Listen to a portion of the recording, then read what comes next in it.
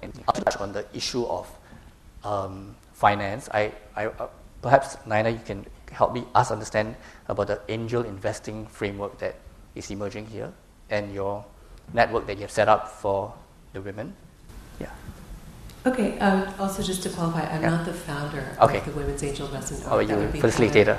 No, I was a founding member. Okay. So there are 10 of us that came together in Dubai last year to set up a network of women that we were investing in women-led companies, just to have women supporting women. I think we're now in talks about how to move forward because we don't want to necessarily silo ourselves as women.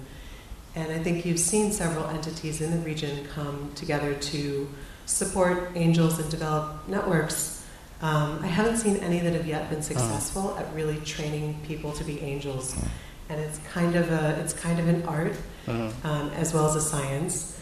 And I think, when we came together, we all learned a lot from each other and then resolved to move forward and maybe localize some international education curricula.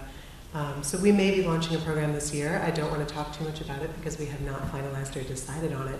I do think there's space in the ecosystem regardless for training for angel investors and networks that evolve organically but can really unite around having a curriculum because it's complicated.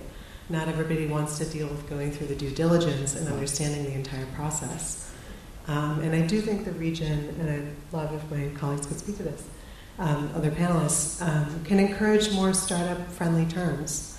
And, that at Flat 6 Labs, we'll certainly be working to connect with angels and encourage them to invest so that they have a minority stake and can empower the founders to really own their companies and move forward.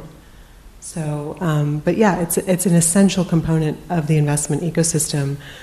Also because, today a lot of the VCs that we've seen that have been funding startups are shifting their ticket sizes to larger amounts. So we're getting people like Wamda Ventures, Vico Capital, moving towards what we would call in the region, I think, Series B, like maybe 1 to 5 million, maybe 1 million is Series A. So I think it's even more critical now if we have the accelerators coming in at the seed stage, helping companies get on their feet, providing those follow-on rounds.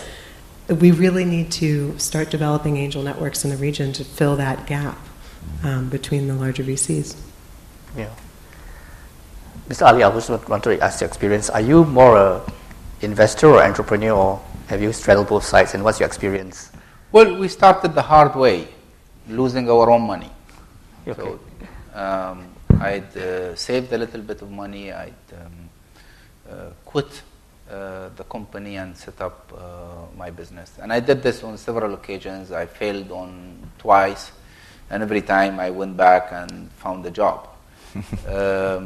Until the third time, which was in 2002.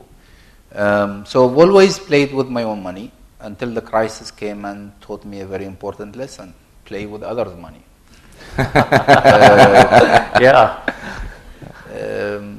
We're more courageous in playing with others' money.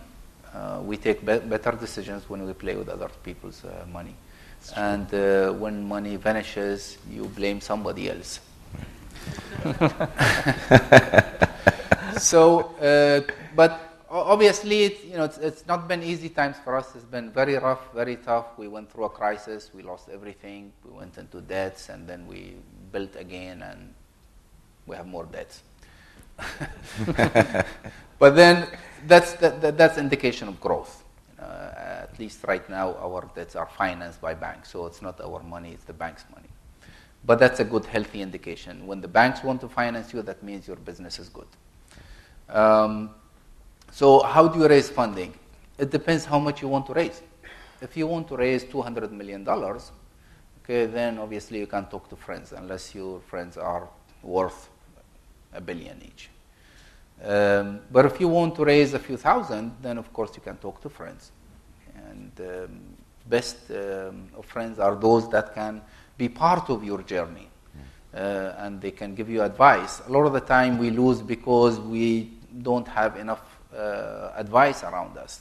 We lose track, we're buried into the execution. So you need to have people around you that are going to be able to fund you and advise you also. There are people like Naina, I think. I'm really very happy to see Naina here.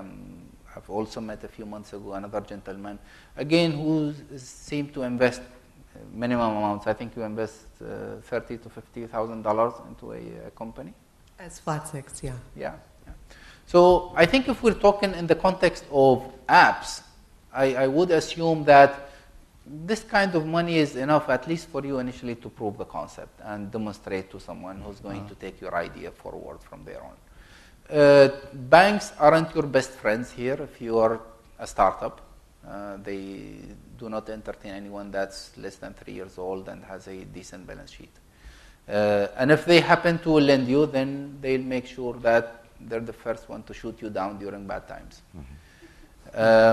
So VCs, yeah, there are VCs. They were quite active before the crisis, and then during the crisis they kind of disappeared. But now they're coming back again. Abu Dhabi has, and Dubai also have very good two operations where they support you. Abu Dhabi gives you money. Dubai, they say, okay, we give you support and we look at your case and we give you some kind of a endorsement that you can go and get some facility from the bank. And I think it's two different approaches. I'm more of a supporter of the Dubai approach because as an entrepreneur, you have to suffer because that's how you learn. You have to fail. If you don't fail, then probably you learn a little bit, of course. Success gives you quite a bit of learning, quite a bit of confidence. But it gives you a lot of joy also. I think failure teaches you a lot more. So in terms of funding, look at people around you, look at friends, look at people like accelerators. Yeah. So we discussed the need for talent, the ecosystem that has money that fuels, that supports. What else do we need? I mean, if you can share with us your other thoughts. Well, I think both Nana and Mr. Ali have talked about two important parts of the spectrum. One is from the angel side. Yes. If you're starting out in the context of apps, as Mr. Ali said, the kind of money that's being put on should help you with the proof of concept. The structural side of the legal side seems to be going in that direction to help the entrepreneur, to give them some security.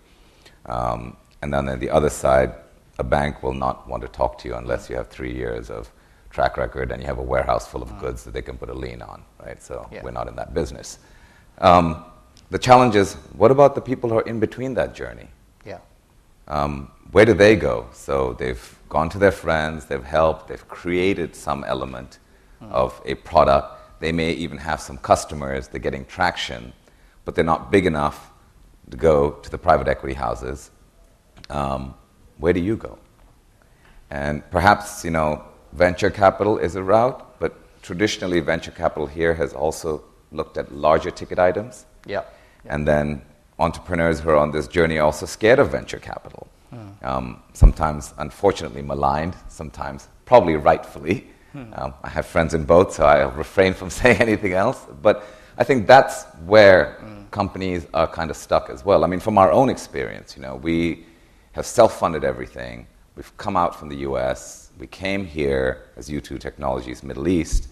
And we recognize that this is a great place for us to grow. Now, not just because of the market potential, but all the creative ideas that are here. So, interestingly enough, we brought a technology stack here, and today now we're creating new products that we're going to go sell out from where we came from. So we're using the experience of the knowledge, the people, the resources here, and having a great investor. We were very lucky. We were very lucky that somebody had the appetite, gave us very little. We need to report to him every week. He wants to know how many zeros in the account every week. Yeah. But that kind of keeps us honest.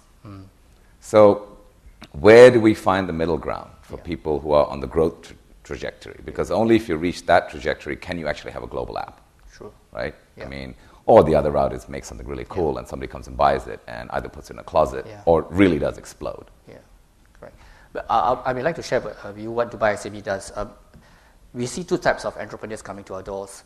One is the corporate crossovers. I get a lot of bankers and investment consultants coming to me and say, hey, they have enough savings in Dubai, they want to set up a business. And typically I ask them two questions. Are you ready to be an entrepreneur? And just to Ali's point, are you ready to fail? If they can answer these two questions, then their mindset is ready to be an entrepreneur, because entrepreneurship is extremely hard. The ideas are plenty, but when you come down to execution is the key. And one of the findings I found, and this is important for the question in place, is are they coachable? Are they amenable to listen to mentors? So a lot of times I met a lot of entrepreneurs who say, no, I want to do it alone. I say, you can't do it alone. You need someone to guide you. So this whole concept of mentorship is particularly new in this part of the world. Where I come from in Singapore, mentorship is like day one. The entrepreneur wants to be mentored. But in this part, there's still this culture of accepting someone external to advise you on how to grow your company. So what Dubai SME is doing now is that we have developed a mentorship program where we have experienced entrepreneurs to come help guide young or would-be entrepreneurs to ensure that they are in the right path directionally. So I think mentorship is one of the areas that we are focusing on. The third area, and I would like your views on this, is the universities. We have experience where we worked with university professors here who worked with students on projects, but when it came to intellectual property rights, they pulled back. And a couple of weeks ago, I was speaking to a professor from Stanford. He said that during the day, he was teaching. In the afternoon, he was coaching his students. And in the evening, he was crossing the road to manage his startup. And that was the kind of dynamics of the university, private sector, education system, which I feel that is still lacking in this part of the world. I don't know whether, Naina, you want to give a view of this about universities and research coming out into the industry. Yeah. I think as Flat 6 Labs Abu Dhabi, partnering with universities is an essential part of our model. I would think accelerators, and Flat 6 Labs in Cairo has been very successful partnering with AUC and helping to accelerate some of the ideas that come out of their venture labs, as well as leveraging their professors and their education. So I think that the accelerators kind of become this touch point where we're uniting the universities with public sector programs, like our partnership with 2454, leveraging their support, and the expertise of the private sector, as you're saying, cultivating a mentorship culture where people are, this is the norm that they would want to be coached. I think it's an essential part of the equation. I know that in general, people in the region discuss that entrepreneurs don't always have the preparation in their existing education that they want to become successful. I think also, perhaps it's debatable to what degree entrepreneurship can be taught in a classroom. I think you have to combine this kind of, bringing professors in, business schools like INSEAD and professors, and then, also just having experiential learning through coaching. So I think, in a way, accelerators and alternative education vehicles like us are filling that gap in the ecosystem. That is our job, to come in, provide a vehicle for entrepreneurs to come in. It's relatively risk-free for them. We give them seed funding. We set them up with a visa. They really have an opportunity to fail or pivot, and they'll have support beyond that. So it becomes a training ground for them. Yeah. So I don't mean to just simply plug accelerators, but that's why I've come to believe in the model. Is because I've seen this become an essential part of the education in ecosystems around the world. So Naina, you were saying that your Flat 6 Labs will be open for business in November, right? So the audience among you want to set up business or in content and media, wait for her call for applications in November, I believe, yeah. At the Abu Dhabi Media Summit, we'll be launching and opening for applications. So. 254, right? Under 254. 254, yes. And I think the focus is on media, right?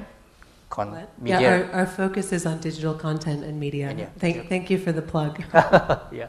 So I think I can now open the floor, for, unless you have other things to say, we want to open the floor for question and answer with the audience. Yes?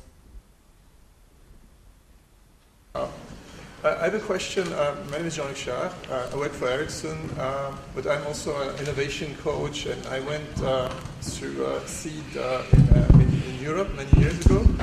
And the question I have is, I mean, we're in a digital economy where basically startups that try to be global, they will look for global support as well. And when we look at the environment here, there is a number of accelerators that support basically entrepreneurs, but the I would say the equity taken today is very high. So me as an entrepreneur, I might consider global options, especially with the type of support I get. And then the other thing is, when I look at the earlier stages, so basically for the seeds, there's today, and I think Mr.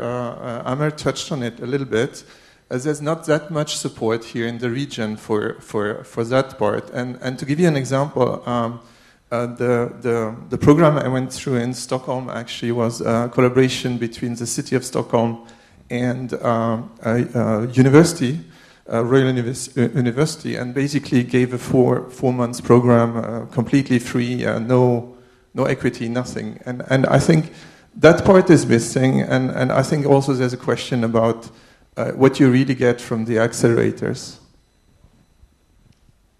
I think you make a very valid point. I think, you know, at Flat 6 Labs Abu Dhabi, I'm happy about the fact that we're only taking 10% equity. If we could take less, I think it would be good. It empowers the founders to be able to raise follow-on rounds. I think for $30,000 to $50,000, 10% is pretty much a global standard. If you look at what Y Combinator is offering in the US, it's $20,000 up front for 7% equity. So